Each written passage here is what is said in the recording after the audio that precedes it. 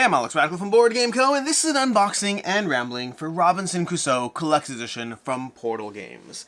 This game has been a long time coming. I forgot, by the way, my knife. It's usually down over here, but I forgot to do that part. But we do have our coffee over here. But like I said already, this is going to be an unboxing and rambling of Robinson Crusoe. As usual, if you are new here, unboxing and rambling means exactly that. It means I will talk about this game.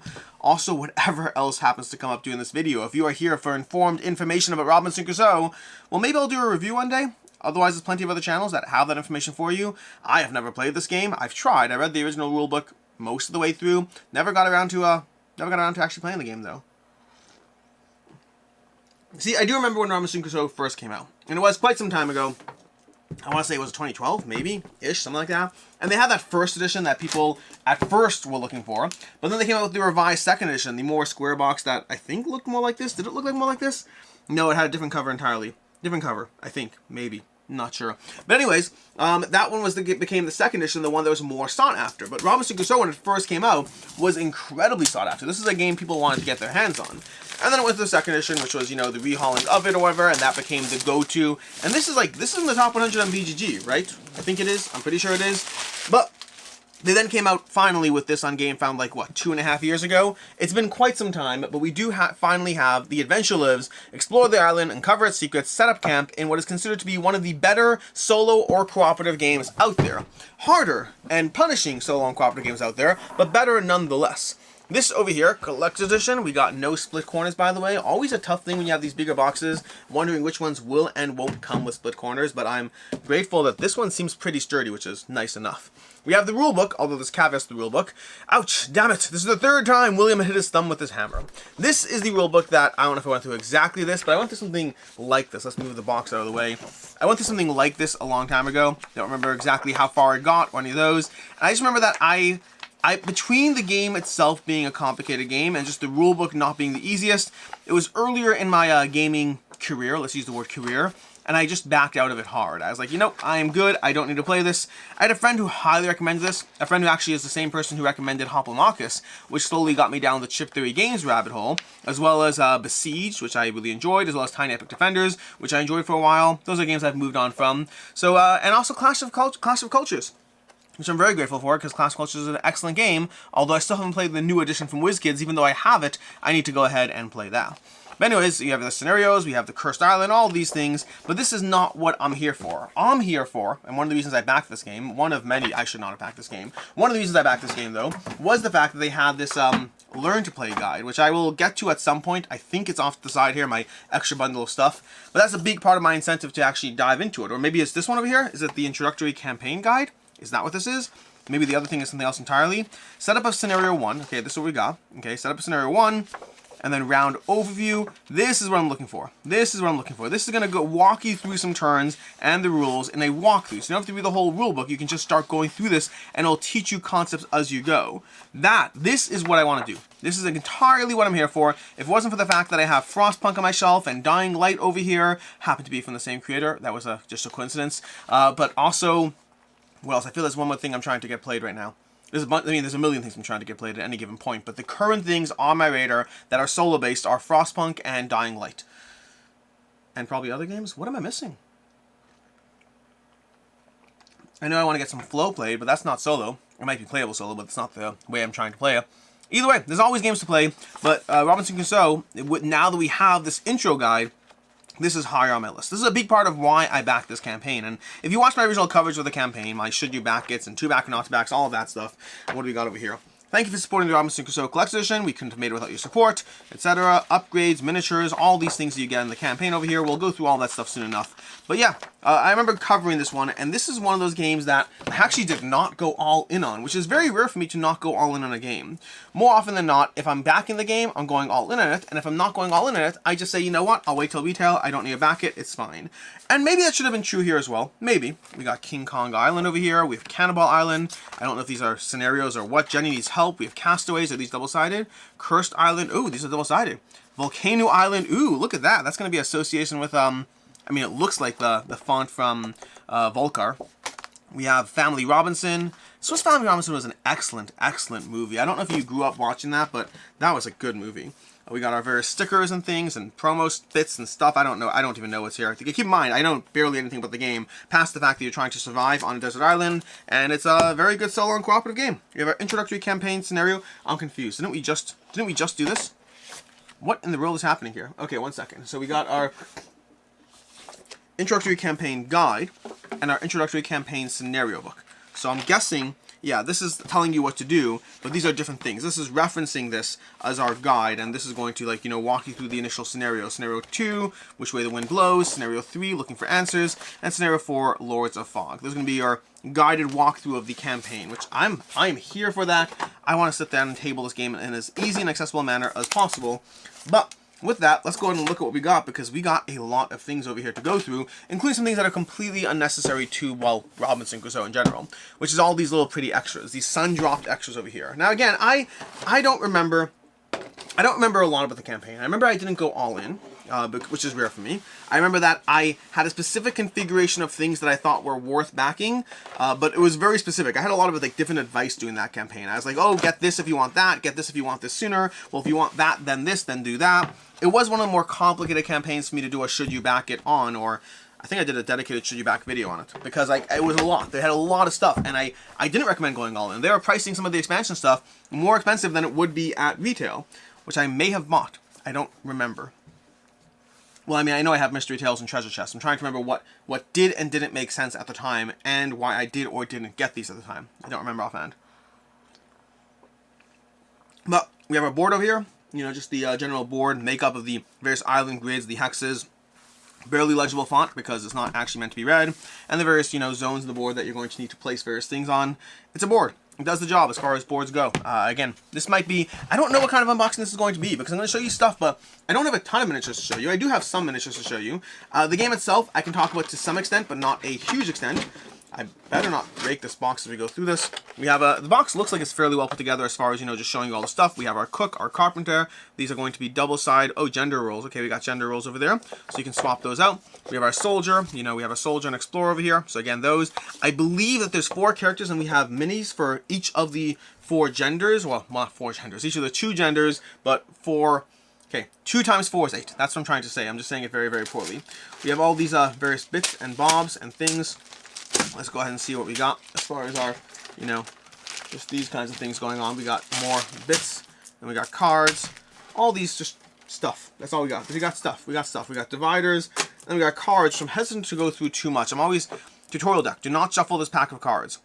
You'll use some of the cards. Okay, this is going to be the tutorial deck. This is helpful. I love that. I love that so much. Like, complicated games. If I could choose one thing, then I'd think about it for longer before choosing. But if I could choose many things, then I would choose one of those things to be that when you have a complicated game, they have a guided walkthrough of how that game works. I think that's a huge thing to give people who are playing your game. Just give them that guided walkthrough. Give them that experience. Machina Arcana is a great game that did this to an extent. They have a whole rule book.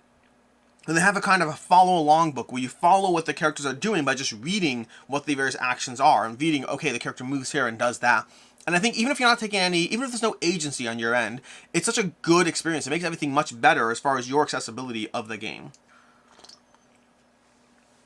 Anyways, we have cards. We have our dog. We have Friday. We have all these cards, whatever they are. Get no clue. Fear of the beast, you know. Windstorm. Wind rages along the camp, throwing everything around. -1 something, shuffle into the event deck. In general, the game, from what I understand of the game, having not played it, and it might not be for me, by the way. This is one of those things where, like, I didn't like this War of Mine. Because this War of Mine is a game that feels like it just punishes you for existing, and your goal is to try to do what you can to be punished as little as possible by the game's existence. Which is not my jam. And right about now, some of you are like, but you have Frostpunk. Why do you have Frostpunk if that's not your jam? Well, honestly, I didn't back Frostpunk, specifically because that's not my jam. But I did have a viewer reach out who wanted me to play and cover Frostpunk at some point. He's like, hey, I'll buy your copy. No strings attached. You'll get a copy of the game. Whenever you play it, and I'd love your thoughts when you do. And to me, that means I am going to try to play it. And it is a game I do want to play. I'd say no. If there are games that I actively don't want to play, I say no to it. Thankfully, I'm in the position where I do get offered a lot of games to cover, and I have limited bandwidth on time, which means invariably, I am saying no to a lot of different games on a regular basis, which I'm very grateful for the opportunity for, but I have to as it is, even as it is, I say yes to too many things because I always am more optimistic. My eyes are bigger than my stomach. I'm like, I can do that. I can cover that. I can.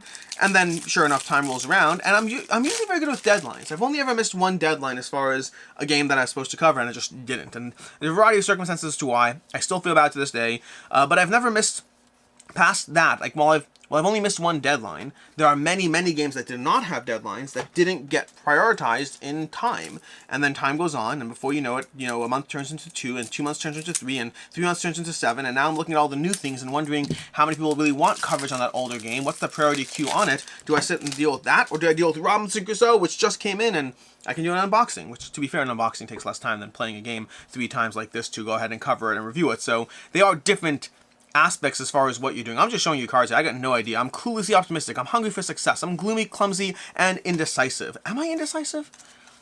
I don't know. I used to be. I don't... No. I am indecisive. No, never mind. No. I'm not indecisive. Never mind. Anyways, okay, that's that. We can show you these, but I don't think there's that interesting to show. We can show you these, but honestly, you'll get everything you need by seeing the bag there. They look fine. These are dice. Again, I could take them out here, but they're not like particularly interesting or very cool looking dice. They just look like regular dice. They're going to go back in the box. We got these. We got a crab. You want a crab? I'd rather be shiny. I mean, he would rather be shiny. It's a poor, just plain old meeple. Like, it's nothing interesting going on there. Now, the miniatures we'll get to in a second, as well as all the extra bits. I might open Mystery Tales and Treasure Chests. Why do I have this game? I should not have backed this game. So I back fewer games nowadays than I used to. A lot fewer. Not nothing, but a lot fewer than... Ooh, tigers. I back a lot fewer games than I used to, and that's just there's a few reasons for this. I've talked about it in many videos. I won't heavily get into it, but what I will say, just not because I don't want to, just because I guess because I don't want to, but not because I have anything to hide, because I've said it so many times. But it's a combination of factors from price point, what crowdfunding offers these days, my own personal situation in terms of just having a lot of games that I already am always behind on. So there's a variety of reasons why I back fewer games. But the desire for shelf control is one of them. The fact that I always go all in when I get these things, and sometimes I actually use those things, sometimes not, but it's hard to predict.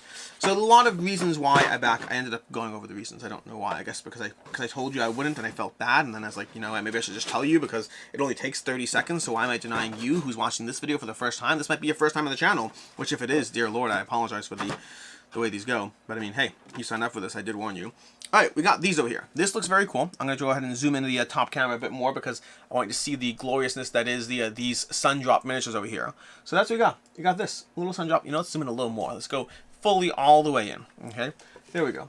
Look at this. This is nice. I like it. It's a nice little beautiful fort situation going on. We do have... Ooh, I think you're supposed to build the fort. Ooh, we're going to build the fort. We're going to go ahead and build this on the board because I think there's things that go into the fort along the way. So you get different stuff that go... Does this go on the fort, around the fort? Is it an addition to the fort? I don't know what this is. I mean, it feels like it could go. Oh, it could go on.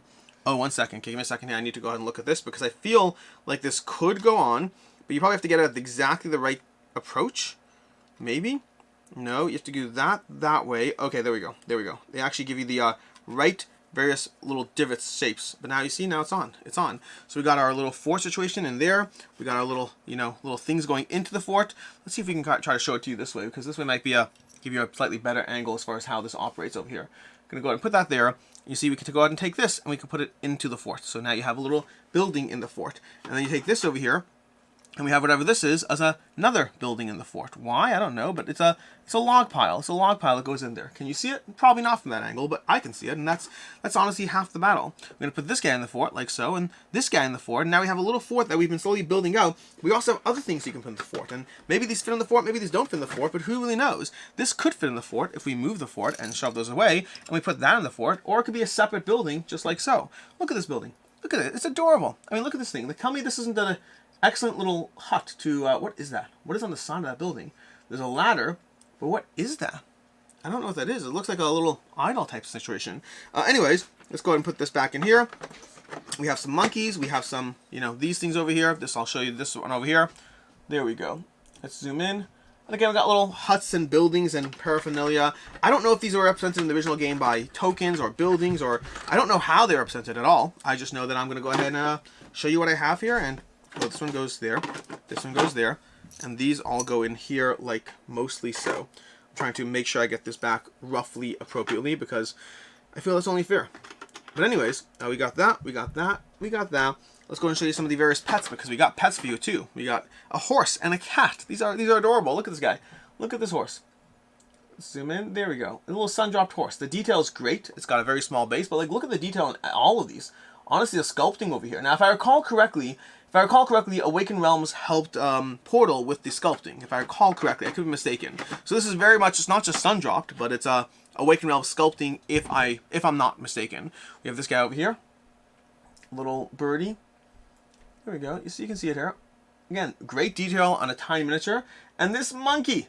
Look at this monkey. Tell me that's not adorable. It's holding a hammer. It's a monkey holding a hammer. How is that not the most adorable thing you've ever seen? This right here is worth the price of admission. Well, it depends what you spent, because honestly the price of admission was pretty high on this, so it depends on what you spent. But it's close to worth the price of admission, I'll say that much. We have little lanterns and baskets. These are all, the sculpts here are excellent, I'll say that. You know, I wasn't necessarily impressed with the bits, but these bits are, we got a little basket. Look at this over here, if it will focus.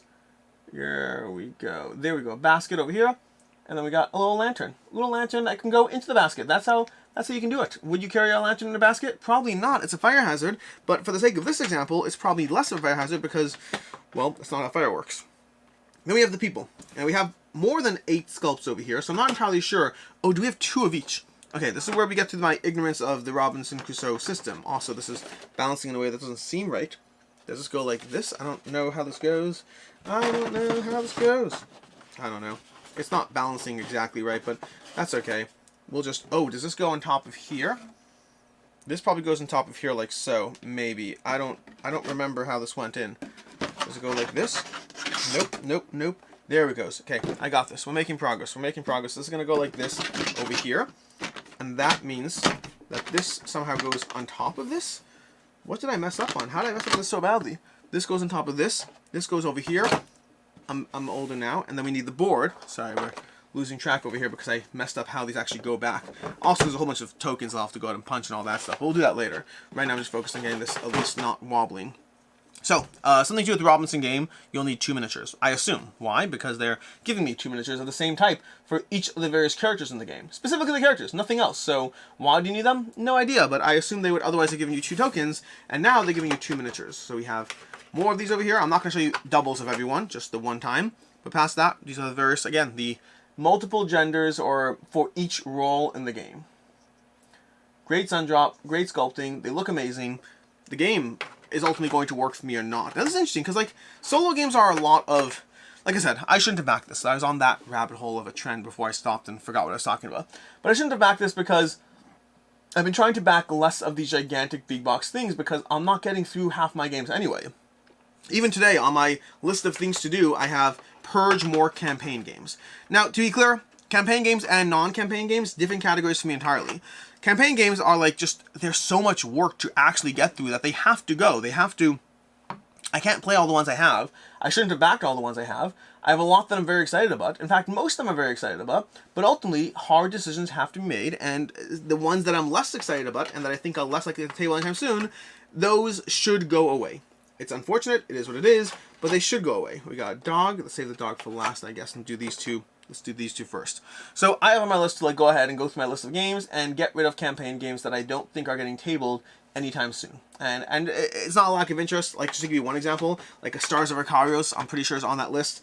I like Stars of Ikaros. I want to play through more of it, but it's hard. It's hard to play through everything. So I've already played through it a bit. I've covered it a bit. I've done gameplay content on it. I have covered the game and played the game, but ultimately, while those things are true, I don't think it's one that is going to stand up when I'm looking at games that I want to play. When I'm trying to think through what makes sense for me to table, and I'm thinking of either Stars or... Give me a second here. Why won't this go in the way it should? What thing is sticking out? This is not going in the way it should. Or at least not the way I think it should. But that's probably because something is sticking out. But where is the thing that's sticking out? Is it literally just... Is it this? Is this the thing? No. You have to give me a second here. Why won't this... This goes on top of this. This was not... I don't think this was like this. No. Whoa. Oh. There's 2 layers. There's another layer here. And when I took this apart, the wrong layer separated in a way that made it so that, not the wrong layers, there's 3 layers to this. That's why I want to go in. Well, I'm older now. There's actually a bottom layer too. There's another layer. There's a 4th layer of the very base. Holy. This is a 4-layer fort here. And a lot of you who play Robinson are like, yep, we know. We know. You don't, Alex, but we know. Anyways, so yeah, I have to go ahead and get rid of more games, and I sit there and spend way more money than I should have getting this stuff. And again, I didn't go all in, but I still spent more money than I should have getting games that I do not need to add to the list of games that I just am not making time to play. Now again, I play a lot of games, I get a lot of things played, both new and old, but I'm just trying to be more responsible. Now I'm happy I have this, make no mistake. Just because I shouldn't have backed it doesn't mean that I'm not happy I have it. I'm very happy I have it, I'm looking forward to diving into it, and we'll see whether it's a game that completely and totally captures my imagination, and I'm like, I'm here for this. This is amazing. This is incredible. I'm glad there's a learn to play guide. I am very glad there's a learn to play guide. Or whether it becomes a game where I'm like, okay, that was great. Also, like, you know, like Halls of Hagwell, which is also a great game. Maybe it's not a great game that I need to play. There's lots of great games out there that I just don't need to play because bandwidth. I've been debating getting rid of Mage Knight. I've been debating it. I don't know yet. I've been debating it for a long time, to be clear, but Mage Knight is such a good game when you play it. But even like this year, I played it 3 times in the past, like, I don't know, 3 months, 6 months, which is more than I usually do. And I still think it's great, and I still think it gives me one of the best gaming experiences ever when I sit down and table it. But then the flip side of it is that it's just such a, it's a mental load. I don't know, like chip theory games, too many moments not going anywhere, Mage Knight might. How to survive and not go insane. Very relevant, helpful information in any sphere of life. Okay, so again, this is the madness aspect. We got madness tokens, we got a campaign mode, all these things. I do not need a campaign mode. We both know that. Like I just talked about this. This is like stuff that we just talked about. Changes in game, you know, all these things going on. Am I going to read this? Not anytime soon. Horror mode, appendix, all this stuff sounds great. Diary of Expedition participants. This sounds great. Love that concept. The Lost City of Z. Z for zombies. In the Belly of the Beast. I don't know. I'm not going to heavily focus too much time on this. Ooh, what's this though? This looks fun. Oh, that's just padding. Is there anything underneath it? Oh, nope. There's nothing underneath it. Nothing at all. I'm going to go ahead and go through this cards. I'm not going to go through this right now. I'm going to go ahead and leave this alone. I will go some of the other extras, but I just don't feel the need to punch some stuff and say, ooh, look, tiles and cards and scenarios, because there's tiles and cards and scenarios. We get it. That's going to be the Mystery Tales expansion. More content for a great game, or at least a theoretically great... No. A great game. Whether or not it's great for me doesn't change the fact that it is a great game. That's just clear from the amount of people who are interested in it, who have covered it, who have played it, who have, you know, just love this game. There's a reason it did so well. Although I will say that there's a lot of people who are very upset about the delays on the campaign, which it makes sense. I get it. Trust me, I'm still sitting on some games that I probably don't have time to play anyway, but that I've been waiting a very, very long time on. Robinson Crusoe, Treasure Chest expansion. Thick Fog covers the etc, etc, etc. So we have the Gamer, the Sailor, the Gamer and the Sailor. Does that mean that's what this is over here? We have our Sailor and Gamer Sundrop. Okay, we're going to put those into here. Is there a nice spot for them? No. Which is one of those tricky things in life that's, hashtag first world problems and all that, but when you get your deluxe components that don't have a place to put them because you got nice miniatures, although I do wonder if this fits, I wonder if they give you like a nice tray at least in this to be able to put into there, which I assume they do, honestly, now that I'm thinking about it. Ow. I think I just cut myself. I've been getting a lot of paper cut type situations recently. Maybe it's the aggressiveness in which I pull out the cardboard from whatever. Did I cut myself? We'll find out soon. It felt like cut. Ooh, there it is. Yeah, I cut myself on this. This is nice. But I also cut myself recently on my car, which is a different story and different situation. We have these for our upgraded components over here, in case you got those. And then we have our little, well, this, which is going to go into this box in a second. We have these guys over here, which give you, well, more miniatures. So we got 4 more miniatures to go over. Let's go ahead and show you them all. We have our Sailor. Do I get them? Let me see. We got our Sailor is going to be this one, I guess. It was the, what were the characters again? The Sailor and the something. So these are going to be our 2 Sailor sculpts as far as this goes, in case you want those. And then we have our, let's put these away first. Yeah, let me see, is that going to draw blood from that cut? You can see it a bit, but it's not, I can see the reddening of it, but I don't know if it's like blood. It's like a light paper cut. Anyways, we got this over here. These characters, so more characters. What was it again? The Sailor and the Gamer. Oh, it's literally the Gamer. I thought that was me misremembering, and adding the word gamer, because I was like, oh yeah, it's gamer, but that's, no, it's actually gamer. Noob, bonus, cheat, power gamer. That's an interesting combination of things over there. Anyways, we're going to go ahead and take these and put these into this box over here, so we can store them all nicely into here, which they fit, looks like. So at least as long as you're storing this all together over here, you don't even get a big box out of this. You don't really get a big box. You have these spyglass tokens, which I believe I have the upgraded spyglass tokens for, so maybe I'll store those in here before I, let's show you those before I get rid of these, because we have these. Don't remember what part of what pledge level, but we got these over here. Here we go. These are upgraded. You know, I don't know if it's, is it upgraded? They look upgraded. They feel upgraded. Like this one over here. Let's go ahead and take a look. We have these, which feels like it's cheaper. Is it cheaper? I'm not even sure, honestly. They might just be more. Are they different? Oh, they are different. Spyglass of illusory hope. What is up with this? I don't understand what this is. Break the spyglass in half to gain 5. Additionally, after the game, record your breaking a spyglass and join the group of players who broke the spyglass too. Oh, so I guess it's a QR code to in some way post that you broke your spyglass. I don't know if I care enough. I mean, I'll be honest. I'm not nothing against the game. I just don't know if I really care about joining a group of gamers who broke their spyglass. Maybe I'll do it. Maybe not. My excitement for that is lower. It's not a bad thing. I like the idea of the stuff. In fact, I was actually thinking of, what was I thinking of? There was a game recently where I was thinking it would be very cool to be able to track the progress other players have made in the game. Similar to like a player board in a video game. But then I was like, it's an analog game. Players can just go and post whatever they want, and it wouldn't help you at all. Which obviously the type of person who does that is like not fun, but the problem is anything you add to the internet at a certain volume will attract people who are not fun. So, I don't know if that works. Even this. I mean, again, people who are not fun do exist. It's a sad reality of life. We got cool dice. Cool upgraded dice over here. We got these over here. This can be your upgraded dice. They're actually a little interesting because these are more cube-like than dice-like. They don't feel like a real die. This is interesting. I'm not necessarily against these, but they don't feel like dice. They feel like someone made larger cubes than you typically find in a Euro game, printed faces on them, and said those are our dice. It's an interesting choice. I'm genuinely not like against it, but nor am I for it either. That was me throwing sleeves at the table because I don't feel the need to show you a ton of sleeves. There's also a ton of cards. What were these for? This is the these replaced the companion app, if I recall correctly. They had something to do with a companion app where they're going to be like, hey, here's tons more content. And people were like, that's great, we don't want a companion app, we want cards. And they're like, now you can buy the cards. And so I got the cards because I'll definitely totally play the game enough to need those. We have this over here. Let's go ahead and open our, promos for the Mystery Tales content over here.